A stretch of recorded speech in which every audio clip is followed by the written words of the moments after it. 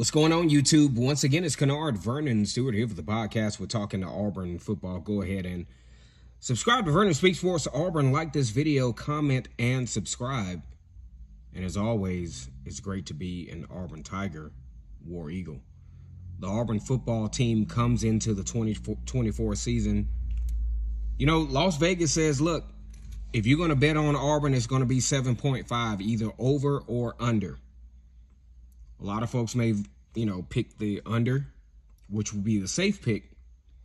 But I'm kind of going with the over. I think Auburn will win at least 8 games this season. Of course, you can't win 7.5, but you can win 8.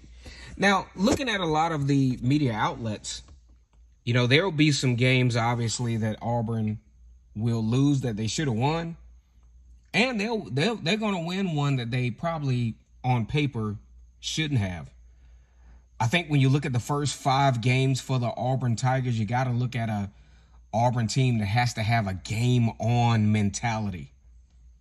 I think Auburn has to figure out a way to piece their personnel together, especially with the talent or the perceived talent at the wide receiver position. Of course, some of the documented talent at the running back position and some of the additions to the offensive line. You got to figure out a way. You got to have that game-on mentality to say, hey, we got to win these first 5.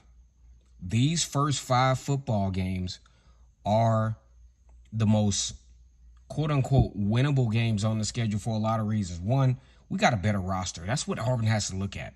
You got a better roster. Number 2, you got all 5 of those games at home.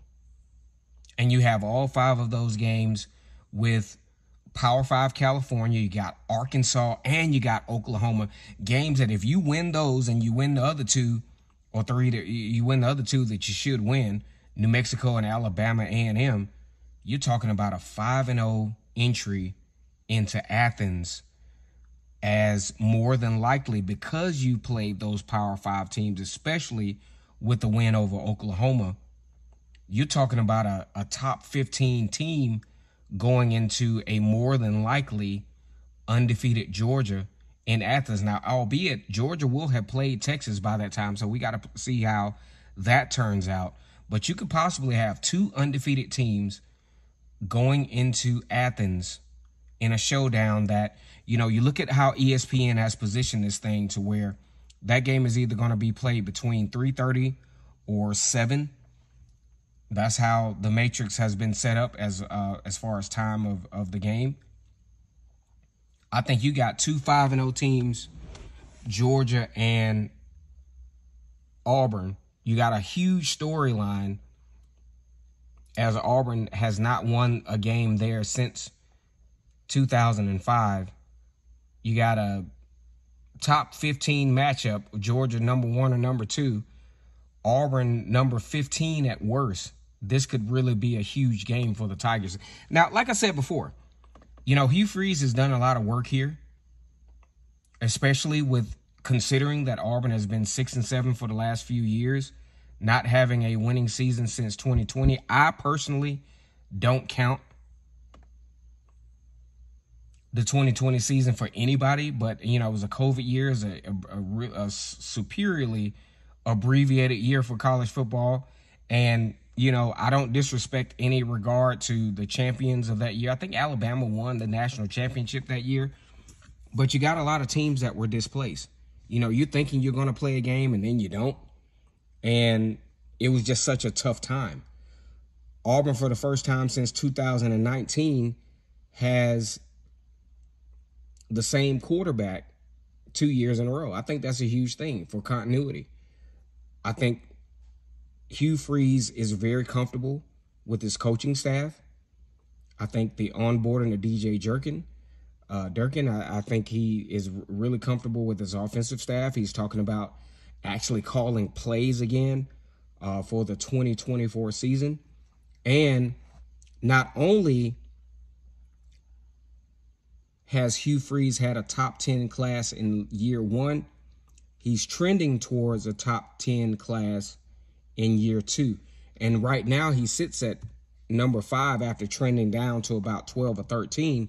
but now has a solid number 5 class in the country going into the football season. And the results of the 2024 season will probably only catapult or deflate what could be a huge class for 2025. You're like 2 5-stars.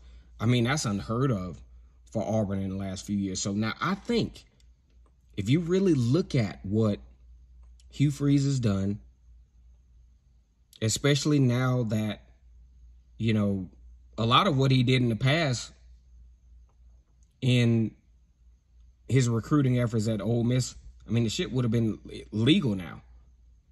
And now he has that opportunity at Auburn with NIL and the buy-in and guys continuing to feed into the program. And he has some of the best wide receivers. And in my opinion, he will probably document as having the best wide receivers in the country. A really good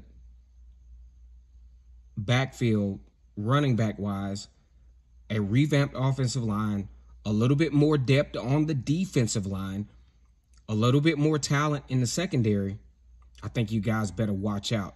Go ahead and like this video, comment, and subscribe to Vernon Speaks Sports Auburn. My name is Kennard Vernon Stewart here for the podcast, and I appreciate your support. And as always, it's great to be an Auburn Tiger. War Day.